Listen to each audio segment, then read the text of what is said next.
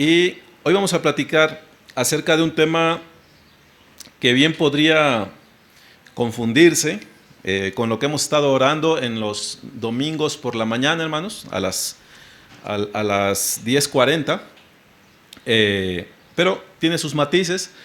Hoy quiero platicarles acerca de ser de un mismo sentir. Y el título de esta enseñanza, hermanos, es precisamente Seamos de un mismo sentir. Y quiero invitarles para que por principio de cuentas vayamos a la segunda carta a los Corintios, capítulo 13, versículo 11, hermanos. Segunda carta a los Corintios, capítulo 13, versículo 11. Es solamente el texto, hermanos. Me voy a tomar la libertad de leerlo. Dice: por lo demás, hermanos, tened gozo, perfeccionaos, consolaos, sed de un mismo sentir. Ahí está la expresión. Dice: y vivid en paz, y el Dios de paz y de amor estará con vosotros. Les llevo a un nuevo texto, hermanos, pues quiero ponerles en perspectiva, porque es algo difícil realmente, hermanos, aún dentro de una congregación pequeña como lo somos nosotros. Es realmente difícil que los hermanos que estamos aquí congregados seamos de un mismo sentir. Eso se puede entender más fácilmente en congregaciones grandes, pero lo cierto es que incluso, hermanos, cuando dos personas andan en el camino, pues dice la palabra, ¿no?, que si no están de acuerdo, pues no podrán andarlo, no podrán caminar ellos juntos, hermanos. De tal manera que esto se puede dar tanto entre una muchedumbre de personas que no sean de un mismo sentir, como entre dos personas. No importa en realidad el número, basta con que haya dos hombres para que exista la posibilidad de que no sean de un mismo sentir, hermanos. Eso es suficiente. Entonces, leo para ustedes, hermanos, el capítulo 7 del Evangelio según San Juan. Dice que en el último, a partir del versículo 37, si me acompañan con su vista, dice que en el último y gran día de la fiesta, Jesús se puso en pie y alzó la voz diciendo: si alguno tiene sed, venga a mí y beba. El que cree en mí, como dice la Escritura, de su interior correrán ríos de agua viva. Esto dijo del Espíritu que habrían de recibir los que creyesen en él, pues aún no había venido el Espíritu Santo, porque Jesús no había sido aún glorificado. Ahora, a partir de allí, hermanos, a ver usted cuántos eventos o accidentes puede notar aquí, en el sentido de los sentires que había de las personas al respecto del Señor Jesucristo. Dice: entonces, algunos de la multitud, oyendo estas palabras, decían: verdaderamente este es el profeta. Otros decían: este es el Cristo. Pero algunos decían: ¿de Galilea ha de venir el Cristo? ¿No dice la Escritura que del linaje de David y de la aldea de Belén, de donde era David, ha de venir el Cristo? Hubo entonces, dice, disensión entre la gente a causa de él. Y algunos de ellos querían prenderle, pero ninguno le echó mano. Los alguaciles vinieron a los principales sacerdotes, porque les habían enviado, y a los fariseos, y estos les dijeron: ¿por qué no le habéis traído? Les habían dado la instrucción de que prendieran al Señor.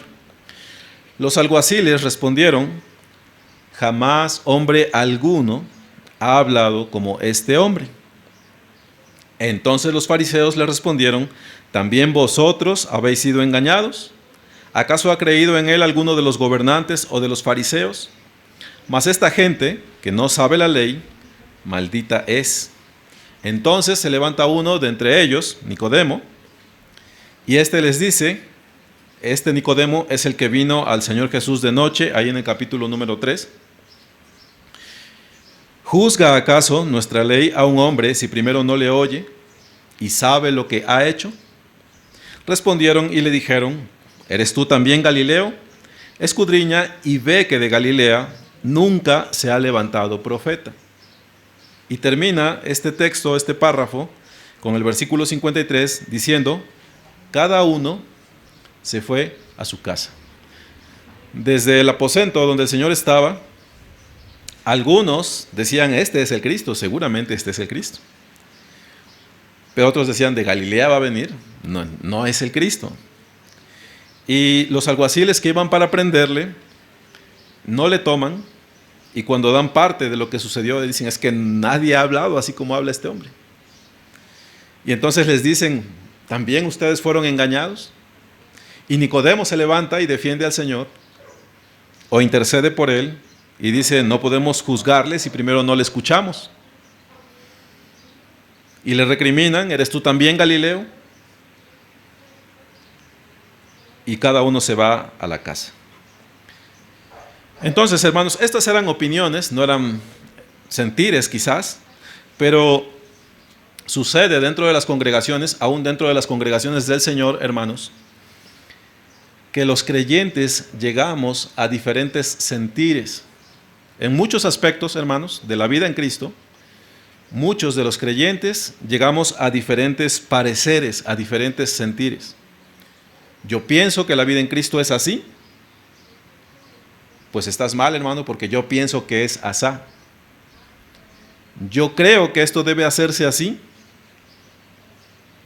Pues estás mal, mi hermano, porque yo pienso que se debe hacer asá. Así debieran hacerse las cosas. Entonces hay diferentes sentires dentro del pueblo del Señor, pero en la segunda carta a los Corintios, capítulo 13, versículo 11, que leímos al principio, se nos manda ser de un mismo sentir. Entonces, primeramente, por supuesto, vamos a indagar de qué se trata, porque no es una expresión abierta, hermanos, pero el hecho es que la palabra nos manda a ser de un mismo sentir.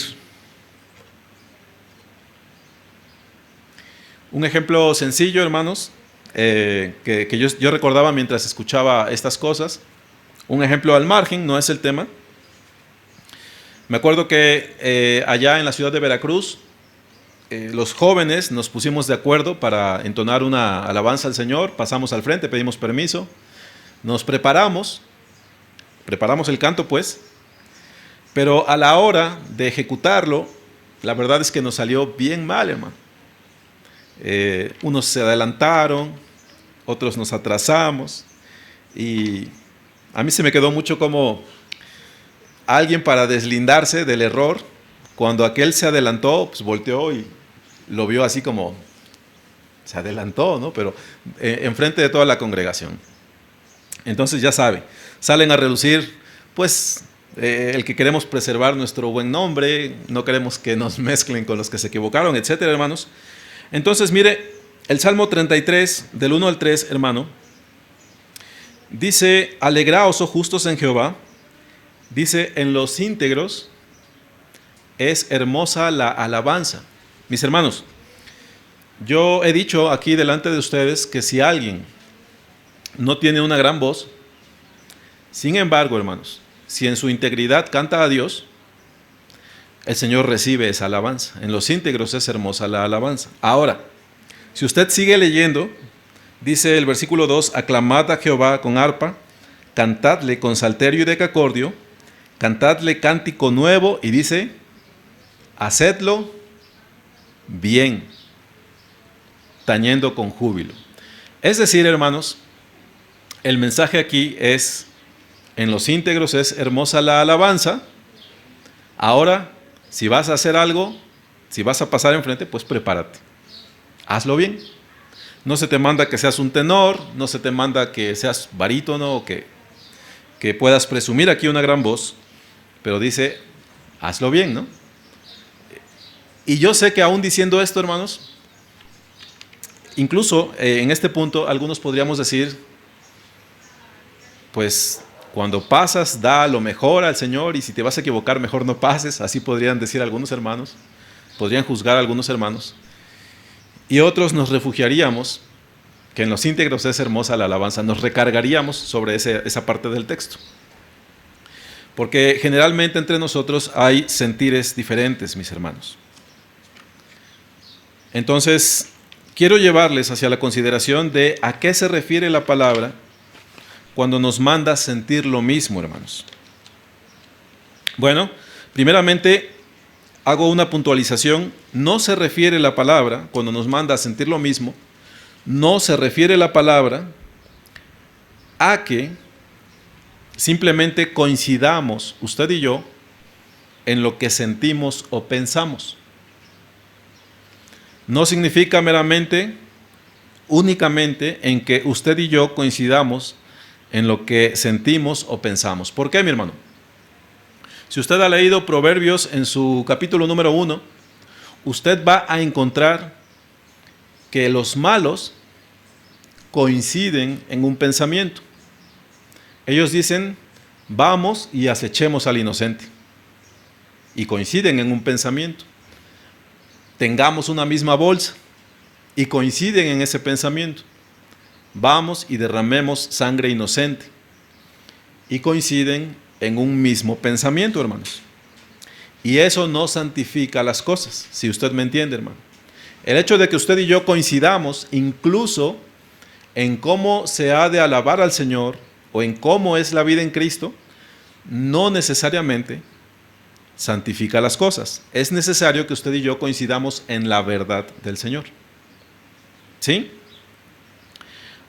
Otro ejemplo que les puedo dar fuera de la palabra consiste en esas marchas que a usted le han de haber tocado ya en alguna ocasión, cuando el grupo feminista sale y habla acerca de la igualdad y manejan una serie de pensamientos.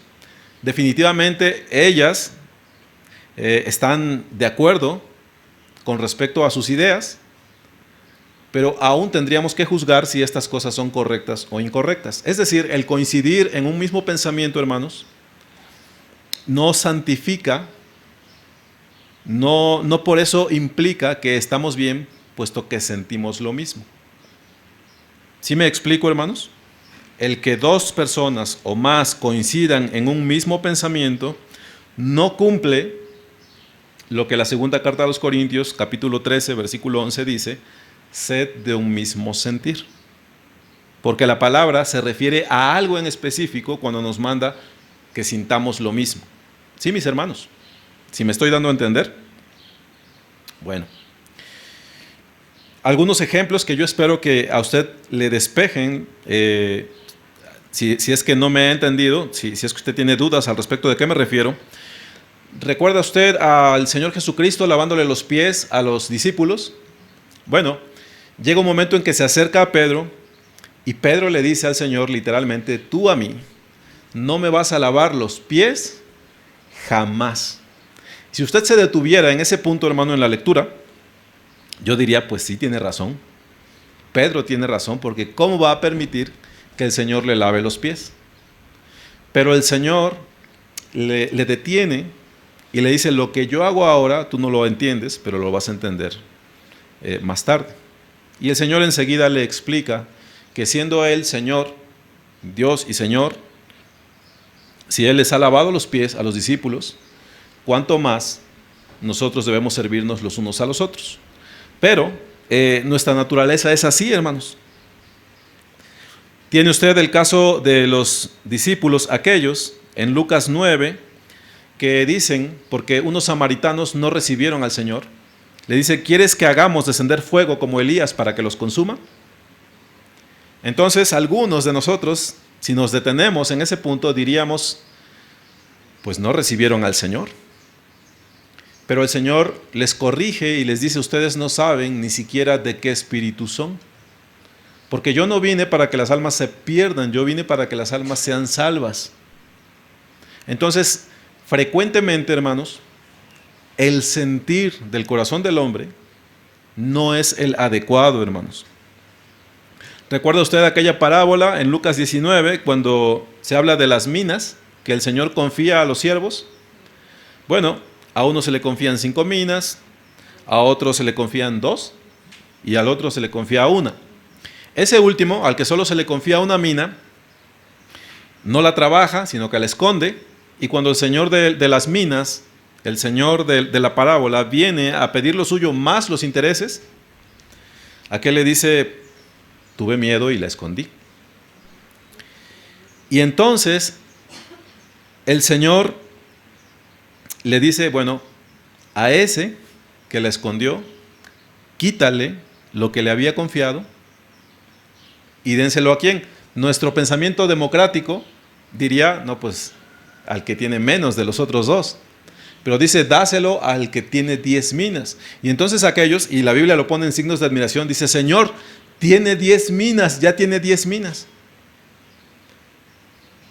Pues yo les digo, dice el Señor, que al que piensa tener, el que no es fiel, se le quitará, y al que tiene, al que fue fiel, se le dará más. Entendamos, hermanos, que frecuentemente nuestro pensamiento no deriva en lo recto. Nuestro pensamiento es humano, pues. Necesitamos dirección de parte del Señor. Un último ejemplo, hermanos, Mateo 20, 12. Y este texto, hermanos, Mateo 20, aún ya leído, yo me he encontrado que en mi propio corazón uno no queda conforme, y he encontrado que en el corazón de otros hermanos tampoco quedan conformes. No hay una comprensión clara aun cuando se expone el texto. Mateo 20, 12. Ya usted conoce, es el señor de la viña que llama a algunos a trabajar a su viña, agarra a unos en las horas primeras del día y se van a trabajar a la viña y soportan toda la carga del día, soportan el sol, y al final el Señor les dice, ten tu denario, en lo que convenimos. Si no me estoy equivocando en la cantidad. Pero, por así decirlo, hay otros a los que encuentra a las 11 de la mañana, vengan a trabajar en mi viña, no les dice cuánto, dice, y yo os daré lo que es justo. Y aquellos, pues bueno, desde que se pase el día, vamos y trabajamos. Y avanza el día. Si la jornada termina a las 6 de la tarde, digamos que se encuentra a unos a las 5, a las 4:30 por ahí, y les dice, ¿qué hacen aquí ociosos? Es que nadie nos contrató. Vayan a trabajar a mi viña y yo les daré lo que es justo. Pues vamos, pues estamos aquí, vamos. 1:30, 1 hora. Y al final, el Señor empieza a trabajar, empieza a pagar a cada uno según su trabajo. Y entonces, a los que trabajaron todo el día les da lo acordado. Digamos así, ¿cuánto es el salario mínimo ahorita, hermanos? 270 pesos, una cosa así. Bueno, ten tus 270 pesos, lo que acordamos. Entonces, ya invertí el orden, pero vienen los que trabajaron menos a partir de las 11 de la mañana, y a la vista de aquellos que trabajaron todo el día, ten 270 pesos. Y ahí llega el primer calambre para los que trabajaron todo el día, hermanos. Dice Dani, sí. Y sí es cierto, así nos pasa, hermanos. Y llegan los que empezaron a trabajar 4:30 a las 5, ten 270 pesos. Entonces ya en ese momento el que trabajó todo el día está tomando los 270 y los está tirando a los pies del Señor. ¿Cómo es que has hecho iguales a estos que solamente trabajaron 1 hora, y nosotros que soportamos toda la carga del día, todo el sol, nos has hecho iguales que estos? Entonces aquí está la parte difícil de entender, hermanos. Si yo soy bueno, si yo tomo de mi bolsillo, no del tuyo, si yo tomo esos 270 pesos y se los doy a él, ¿a ti qué? Pues sí, lo entiendo, pero aún así me cala, ¿no? Aún así, sí, hermanos, porque nuestro corazón necesita ser llevado, hermanos, como hace un embudo de esa amplitud, necesita ser llevado a eso que el Señor está señalando, hermanos, ¿sí? Entonces, no nos desviemos porque ya di un rodeo bastante grande, hermanos. ¿Qué significa, bíblicamente hablando, sentir lo mismo? Bueno, vamos a la palabra, mis hermanos. Les llevo a Romanos en su capítulo número 15, a partir del versículo número 1. Romanos 15.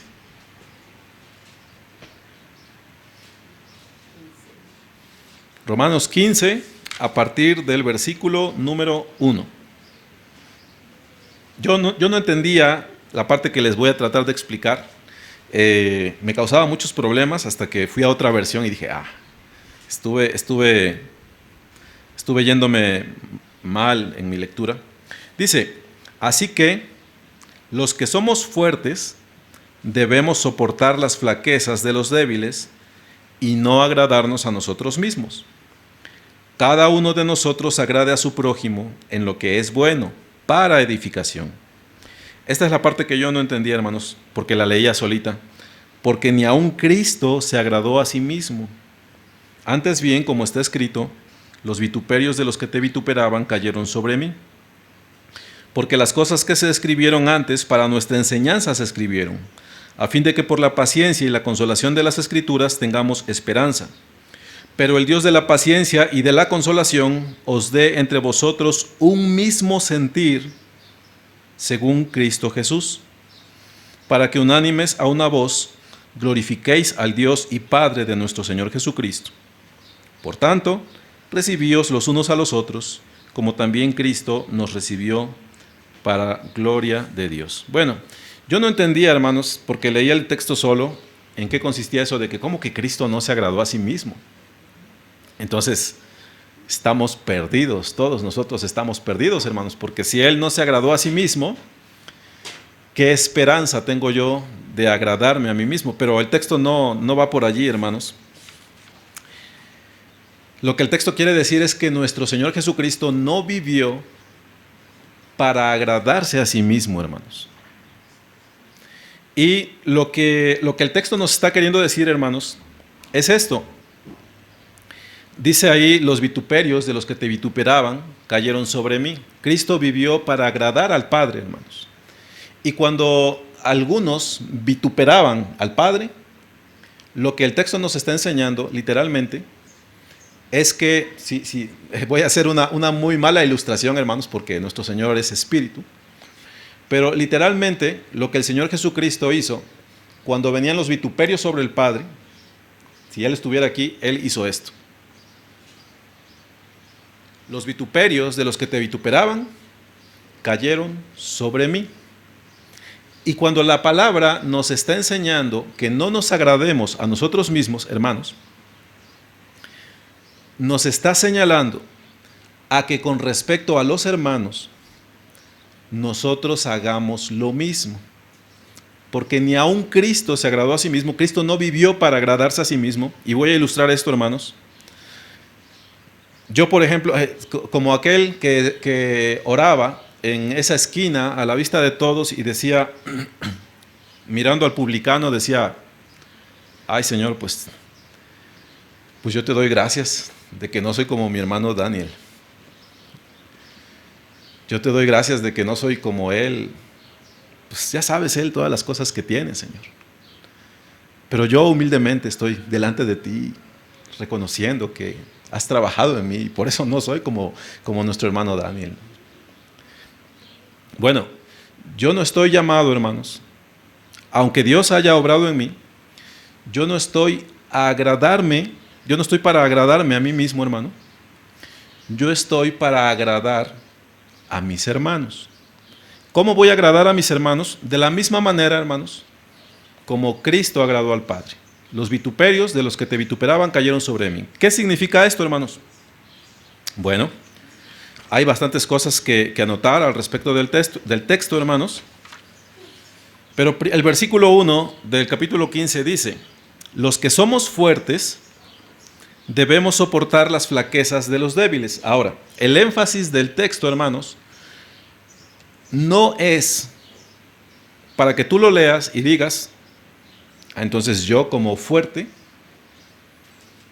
voy a soportar las flaquezas de mi hermano Daniel, el débil. Para eso no está puesto el texto, hermanos. El texto está puesto, hermano, para que yo comprenda que cuando sea necesario, hermano, yo debo soportar las flaquezas de mi hermano. Y en algún momento mi hermano va a soportar mis flaquezas. ¿Sí? Ahora, cuando dice que no te agrades a ti mismo, tampoco significa que te insultes y te desprecies. Significa que cubras a tu hermano. Significa que cubras a tu hermano. Si vamos a la referencia antiguo testamentaria al respecto del texto, porque dice como está escrito, como dice, es el Salmo 69, versículos 8 al 9. Salmo 69, del 8 al 9. Extraño he sido para mis hermanos y desconocido para los hijos de mi madre, porque me consumió el celo de tu casa, y los denuestos de los que te vituperaban cayeron sobre mí.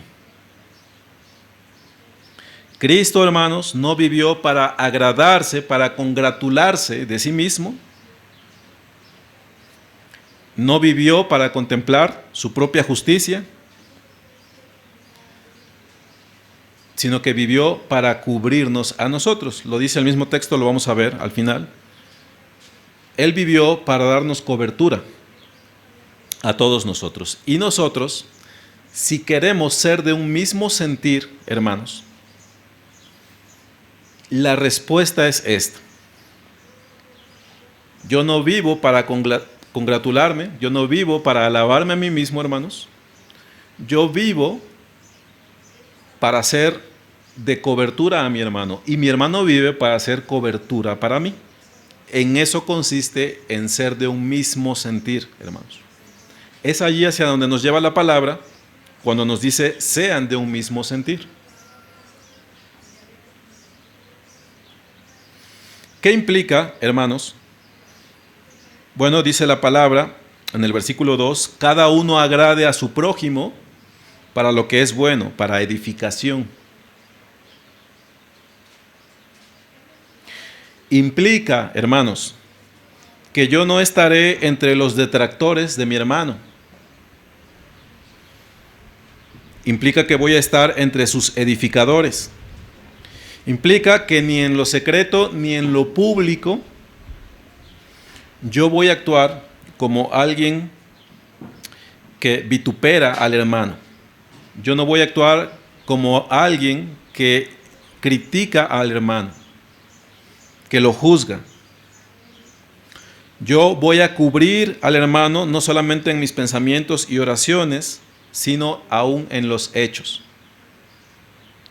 Y aquí puedo ilustrarlo, hermanos. Ya voy a dejar en paz a nuestro hermano Daniel.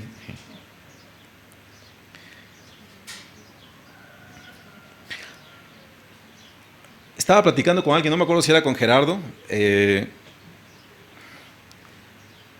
no recuerdo si era con él, pero alguien me ilustraba cómo es que algunas personas se atacaban, cómo es que algunas personas se demostraban su enojo en algunos lugares, y en ese sitio, hermanos, literalmente lo que las personas hacen es toman estiércol, hermanos,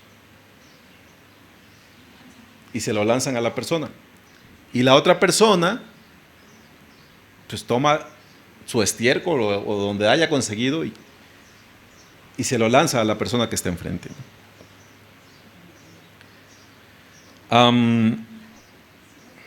No se rían, que es en serio, hermanos.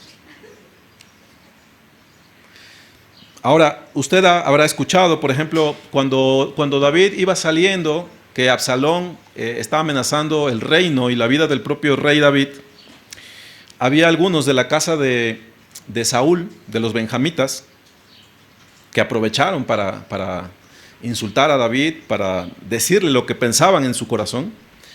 Y no tengo el nombre, hermanos, no lo busqué, pero iba delante de toda esa comitiva de David, iba pegándole al suelo y esparcía polvo y arrojaba piedras delante de él y le decía: afuera, afuera, hombre sanguinario, Dios te ha pagado conforme a tu maldad.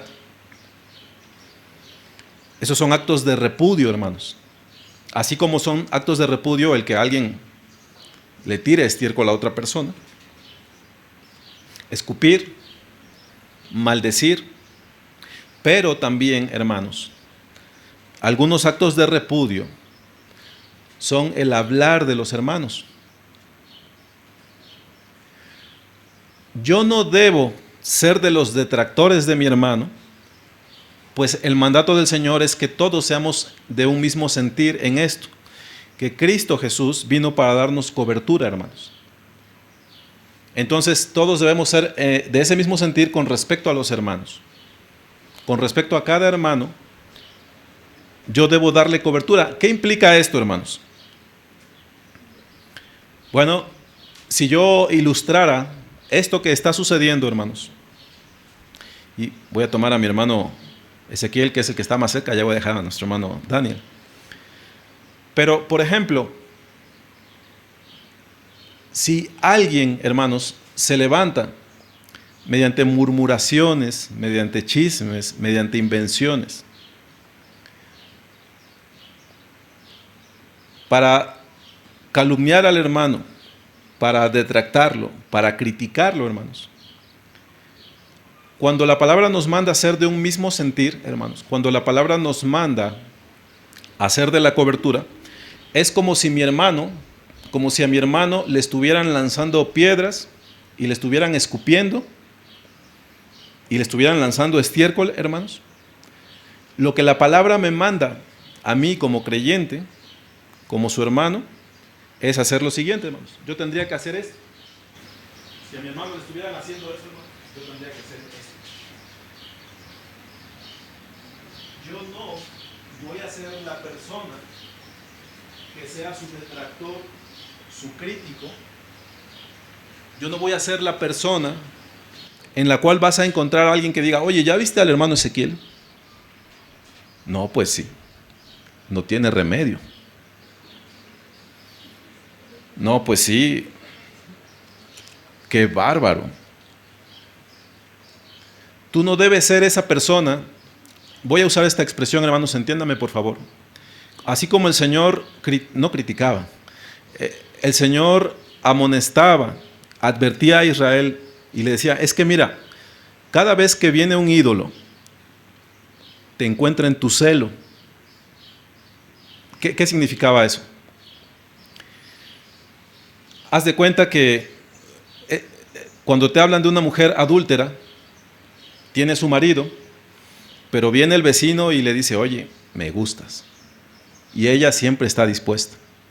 La encuentran en su celo, siempre está en celo esta mujer. Y después viene el de la tienda, me gustas. Pues siempre la encuentran en celo, siempre la encuentran dispuesta al pecado.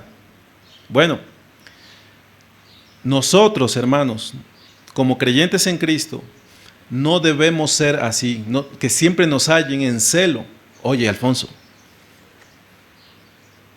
¿ya viste que Isaías, esto y aquello? Sí, es que Isaías no tiene remedio. Y empiezo yo, hermanos, porque siempre me encuentran en mi celo, hermanos. Siempre que alguien quiere murmurar de mi hermano, a mí me va a encontrar en celo, es decir, siempre dispuesto a participar de ese pecado. Siempre dispuesto a criticar, siempre dispuesto a murmurar. No, hermanos, lo que dice la palabra es que tú y yo seamos de ese sentir. ¿Cuál sentir? El sentir que hubo en Cristo Jesús. ¿Cuál fue el sentir de Cristo Jesús, hermanos?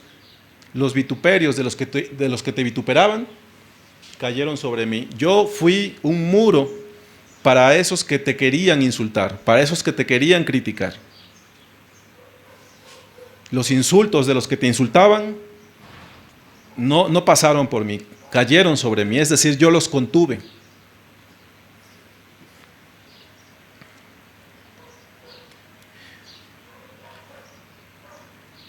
Les digo algo, mis hermanos.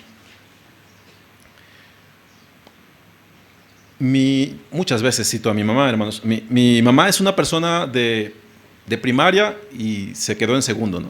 Hasta ahí llegó ella. Entonces, hermanos, cuando tú interactúas con una persona, voy a usar la palabra con propiedad, cuando tú interactúas con una persona que es ignorante, porque ignora las cosas que tienen que ver con la instrucción, yo a mi madre la respeto, pero cuando tú tienes a una persona delante de ti que es ignorante de muchas cosas, de vez en cuando tú vas a encontrar que ella diga algo, que tú menees la cabeza y digas, pues su ignorancia, ¿verdad? Su falta de instrucción. Pero yo les digo algo, hermanos, la falta de instrucción de una persona no es pecaminoso. ¿Sí? Bueno, ¿qué pasa, hermanos, cuando yo me encuentro con un hermano que acusa una debilidad, que tiene una debilidad? Me voy a la segura, ¿no? Algunos dicen que se puede comer de todo, otros dicen que no.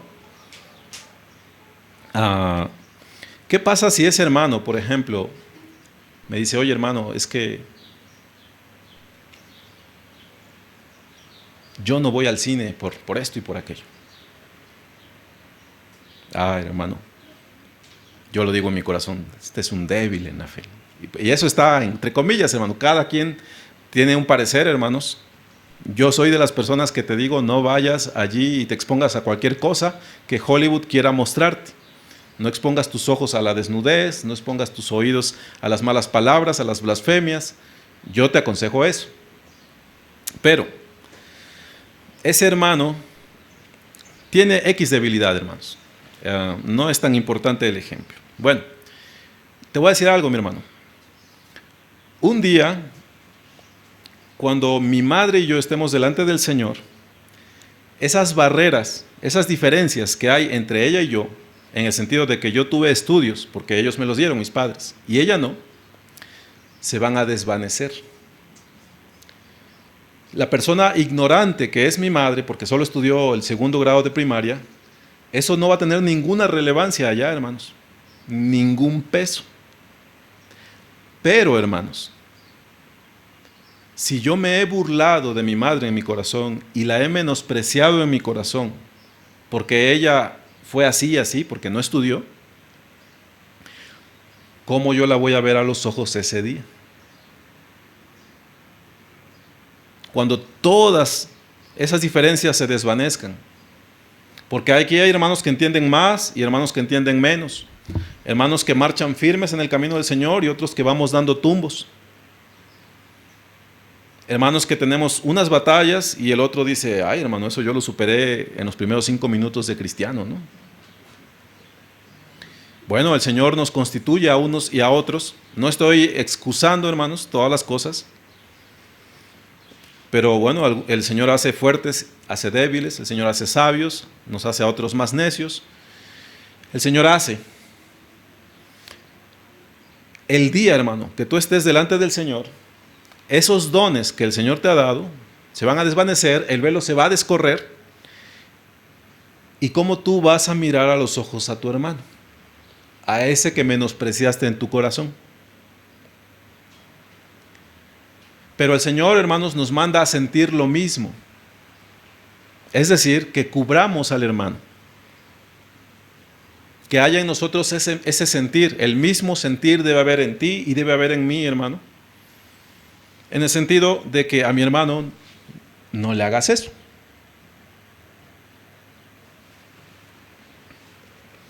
Repito, no estoy justificando aquí todas las cosas, hermano. Nosotros necesitamos andar en temor delante del Señor, sobre todo en medio de la congregación, hermanos. Pero espero que usted me esté entendiendo a qué cosas me trato de referir. Versículo 5. Pero el Dios de la paciencia, estoy en Romanos 15, pero el Dios de la paciencia y de la consolación os dé entre vosotros un mismo sentir según Cristo Jesús, para que unánimes a una voz glorifiquéis al Dios y Padre de nuestro Señor Jesucristo. Por tanto, versículo 7, recibíos los unos a los otros, como también Cristo nos recibió, para gloria de Dios.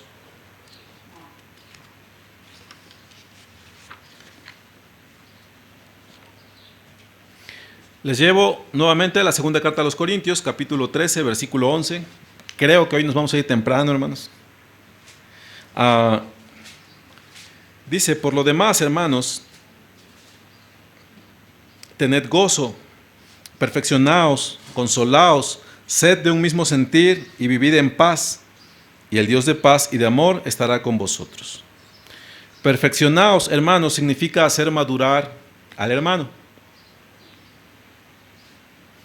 Consolaos significa aliviar o alentar al hermano. Al principio dice tened gozo, Pero bueno, creo que no se puede tener gozo si no andamos, si no militamos en estas cosas.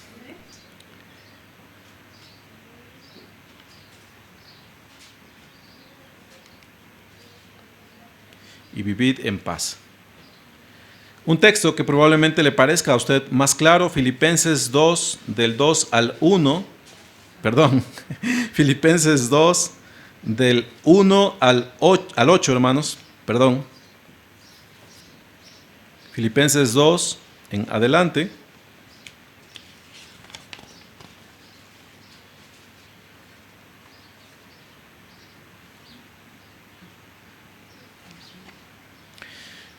Dice, por tanto, si hay alguna consolación en Cristo, si algún consuelo de amor, si alguna comunión del Espíritu, si algún afecto entrañable, si alguna misericordia, completad mi gozo sintiendo lo mismo. Nada hagáis por contienda, teniendo el mismo amor, unánimes, sintiendo una misma cosa. Nada hagáis por contienda o por vanagloria, antes bien con humildad, estimando cada uno a los demás como superiores a él mismo, no mirando cada uno por lo suyo propio, sino cada cual también por lo de los otros. Haya pues en vosotros este sentir que hubo también en Cristo Jesús, el cual siendo en forma de Dios, no estimó el ser igual a Dios como cosa a que aferrarse, sino que se despojó a sí mismo, tomando forma de siervo, hecho semejante a los hombres, y estando en la condición de hombre, se humilló a sí mismo, haciéndose obediente hasta la muerte y muerte de cruz. Amén. Siente lo mismo, hermano, que siente como sintió Cristo Jesús. ¿Cómo sintió Él? Bueno, el sentir que hubo en el Señor Jesucristo es que Él, siendo en forma de Dios, no estimó el ser igual a Dios como cosa a que aferrarse, sino que se despojó. Despojar, hermanos, nosotros podríamos entenderlo como quitar, pero no significa solamente quitar. Cuando se habla de despojar, hermanos, se está hablando de quitar, pero con violencia, hermanos. Eso es despojar. De utilizar la fuerza y quitarle a alguien lo que posee. Bueno, cuando se habla de autodespojarse, hermanos, que es lo que nuestro Señor Jesucristo hizo, implica el sacrificio, hermanos. Cuando Él se despojó, hermanos, pues no se despojó de algo que yo pueda discernir tan fácilmente, porque dice que siendo en forma de Dios, se despojó de sí mismo, hermanos. No creo que eso esté al alcance de mi entendimiento, hermanos. Pero creo que podemos comprender un poco cuando entendemos que el Señor Jesucristo, estando en la gloria, siendo en forma de Dios, vino a habitar entre nosotros tomando un cuerpo de hombre. Haciéndose hombre, de ser Dios, se despojó y se hizo hombre. Y no nada más eso, siendo hombre, ya siendo un hombre, ya habiéndose encarnado, se humilló a sí mismo, haciéndose obediente hasta la muerte y muerte de cruz. Bueno, nadie se despojó como Él, hermanos. Y sin embargo somos llamados a ser de un mismo sentir, el sentir que hubo en el Señor Jesucristo.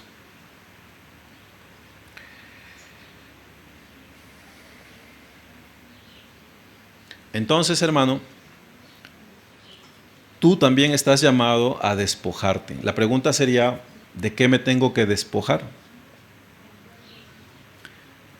De eso poco que el Señor te confió, hermano, de ese pedestal en el cual probablemente tú te encuentras, donde tú mismo te pusiste, por los atributos, por las virtudes que Dios te dio, hermano.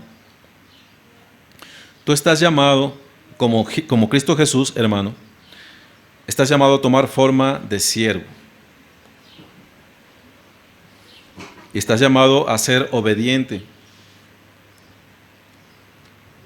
No sé cuántos de nosotros estaremos llamados a ser obedientes en el mismo sentido que el Señor hasta la muerte, porque ninguno de nosotros, creo, hermanos, que ninguno de nosotros hasta este punto de su vida ha resistido al pecado derramando su propia sangre, hermanos. Probablemente ninguno de nosotros haya sido golpeado, apedreado, despeñado, no sé. Probablemente ninguno de nosotros tiene esa experiencia, pero sí estamos llamados, hermanos, a hacernos obedientes. Estamos llamados a estimar a cada uno de los demás como superiores a nosotros mismos. Estás llamado a no mirar por lo tuyo propio, sino por lo de los demás, a lo de cada cual, hermano. No por lo tuyo propio, sino cada cual también por lo de los otros. Estamos de esa manera llamados a sentir lo mismo. Esto no quita, hermano, que en alguna ocasión tú tengas que acercarte a tu hermano para amonestarle, para llamarle la atención. Y aún esto lo harás con gracia, hermano, con misericordia, no enseñoreándote de él. Es necesaria la humildad, hermanos, entre nosotros. Y yo ya les he compartido en algunas ocasiones cómo fue el llamamiento de ese hombre, John Knox, galés, si no mal recuerdo. Era un hombre espiritual y de repente en su congregación fallece, si no mal recuerdo, el que era el ministro, nosotros le llamaríamos el pastor, fallece. Entonces la congregación se reúne un día para elegir quién le va a sustituir. Bueno, en la mente de muchos hombres llega a suceder que nosotros nos calificamos y decimos, bueno, obviamente yo sería el adecuado. Obviamente yo soy el más avanzado. Yo soy el más espiritual. Yo lo haría mejor quizás. Algunos hombres, hermanos, pueden ser tentados por esos pensamientos. Este John Knox, hermanos, estaba allí sentado, llegó, y entonces la congregación de forma unánime empieza a señalarle a él como el apropiado, el indicado, para que tome el lugar del ministro que estaba hasta ese momento. Y la reacción del hermano Knox, cuando se dio cuenta que la congregación estaba diciendo eso, dice, no, están ustedes mal.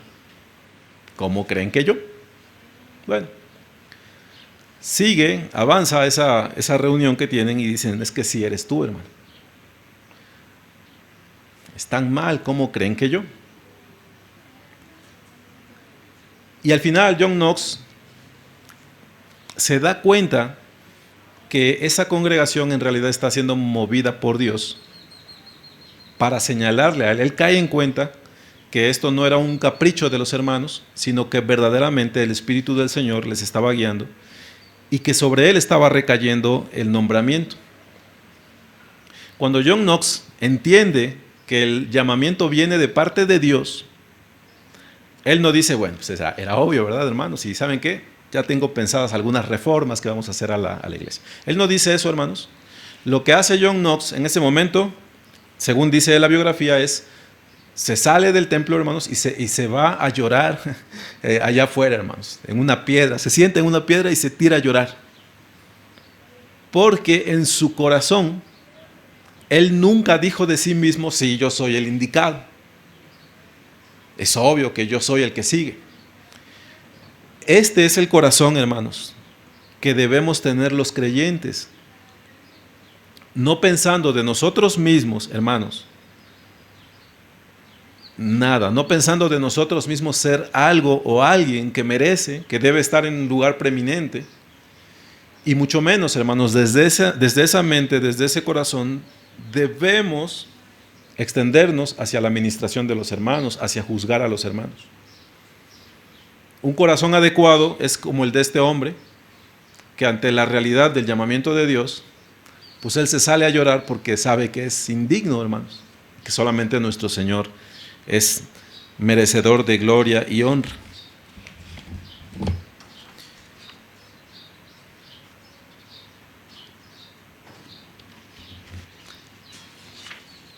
Ya casi termino, hermanos. Ahora yo les pregunto, hermanos, ¿hay cosas que Dios concede a sus hijos en cuanto a madurez, en cuanto a victorias, en cuanto a vencer pecados? Les pregunto, hermanos, ¿hay cosas entre nuestra congregación, en las congregaciones del Señor, donde se puede decir ese hermano alcanzó el dominio propio? Ese hermano era iracundo, pero ya lo dejó de ser. Aquel hermano tendía al chisme, pero ya dejó de serlo. El Señor le dio victoria. El Señor prosperó ese ministerio. El Señor hizo. El Señor concedió. Podemos, hermanos, nosotros como creyentes, mirar y positivamente decir, sí, Dios ha hecho cosas.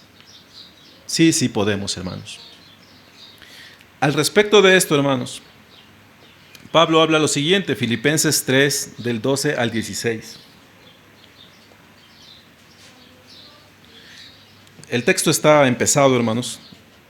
Ahora que lo estoy leyendo creo que lo corté mal, pero dice Pablo, no que lo haya alcanzado ya, Filipenses 3, del 12 en adelante, no que lo haya alcanzado ya, ni que ya sea perfecto, sino que prosigo para ver si logro hacer aquello para lo cual fui también asido por Cristo Jesús.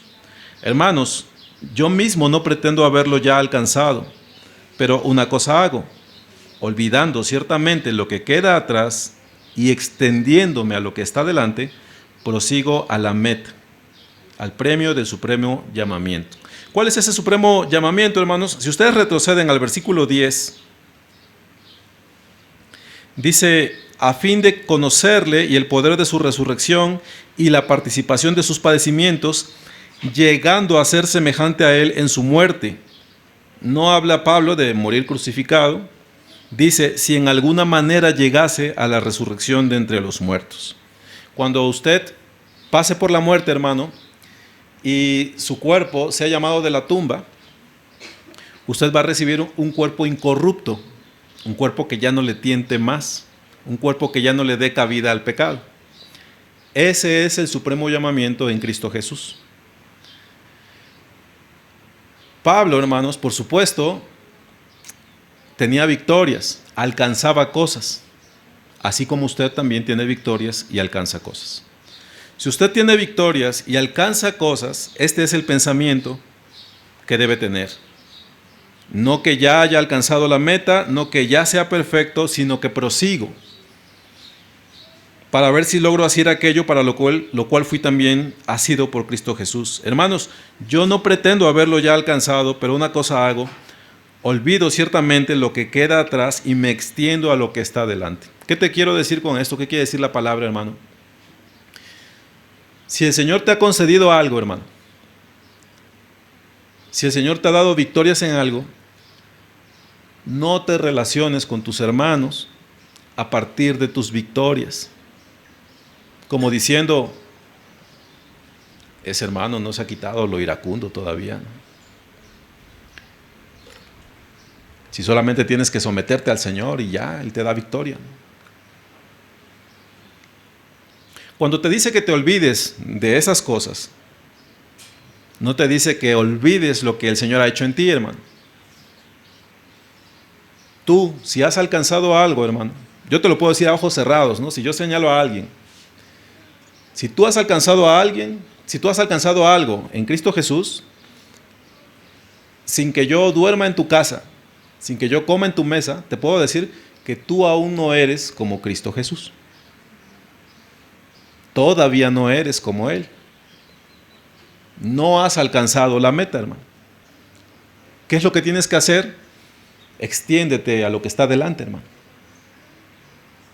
En ese sentido, olvídate de lo que ya has alcanzado, porque no has llegado todavía a la meta. Extiéndete a lo que está delante. No cometas el error de relacionarte con tus hermanos a partir de las virtudes que el Señor te ha permitido abrazar, meneando sobre ellos la cabeza, diciendo, ay, ese hermanito, ay, otra vez, el hermano, pues cayó, ya saben cómo es él.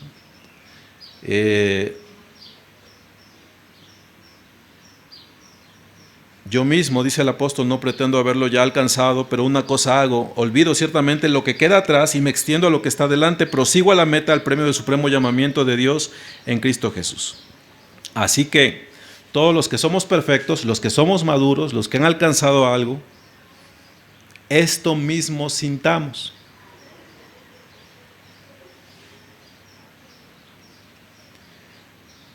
Y si otra cosa sentís, dice, esto también os lo revelará Dios. Pero en aquello a que hemos llegado, sigamos una misma regla, sintamos una misma cosa. Si has alcanzado algo, hermano, sigue esta regla. Olvida lo que has alcanzado y extiéndete a lo que está delante. Y no cometas el error de relacionarte con tus hermanos a partir de ello, hermano, porque siempre vas a encontrar, por supuesto, error, pecado en tus hermanos. No seamos como aquellos que se comparan, se alaban a sí mismos, porque se miden consigo mismos, por sí mismos, y comparándose consigo mismos, dice la palabra, no son juiciosos. Pues si yo me comparo conmigo mismo, no tengo pérdida, hermanos. ¿Sí?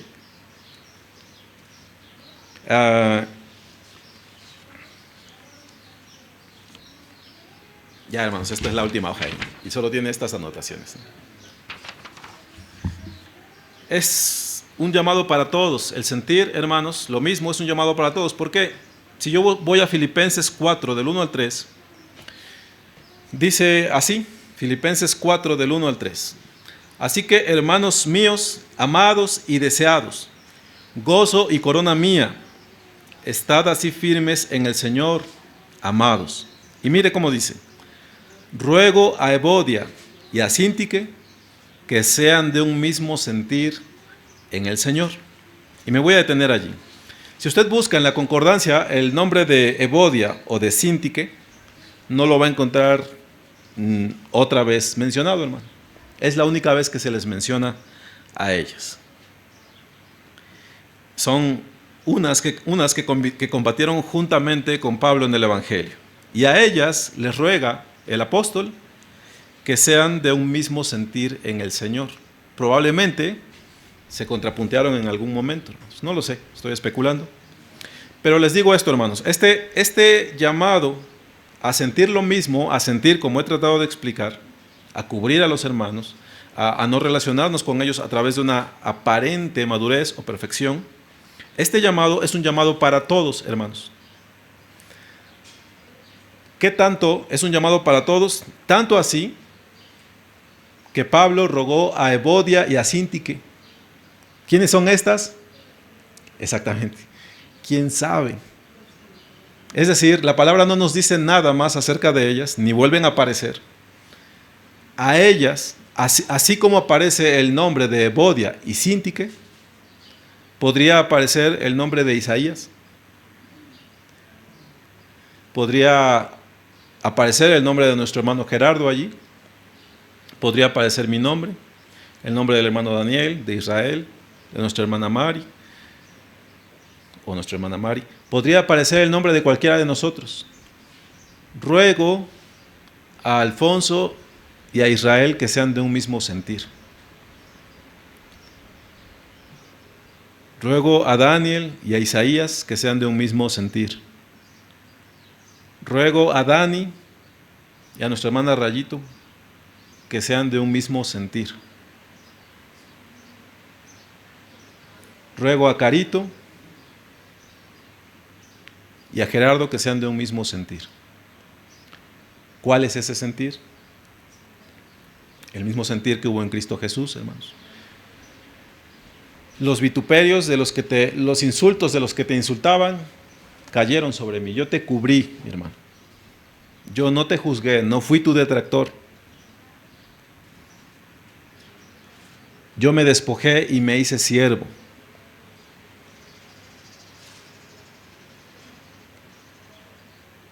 No les doy la cita, yo solamente pongan atención. Finalmente, sed todos de un mismo sentir, compasivos, amándoos fraternalmente, misericordiosos, amigables, no devolviendo mal por mal ni maldición por maldición, sino por el contrario, bendiciendo, sabiendo que fuisteis llamados para que heredaseis bendición. Porque el que quiere amar la vida y ver días buenos, refrene su lengua del mal y sus labios no hablen engaño. apártese del mal y haga el bien, busque la paz y sígala, porque los ojos del Señor están sobre los justos y sus oídos atentos a sus oraciones. Pero el rostro del Señor está contra aquellos que hacen el mal. Entonces, mis hermanos, si ahora algo ha cambiado, si algo usted ha entendido, yo le ruego en el nombre del Señor, mi hermano, que sea usted, que seamos nosotros de un mismo sentir, mis hermanos, según lo que usted haya entendido.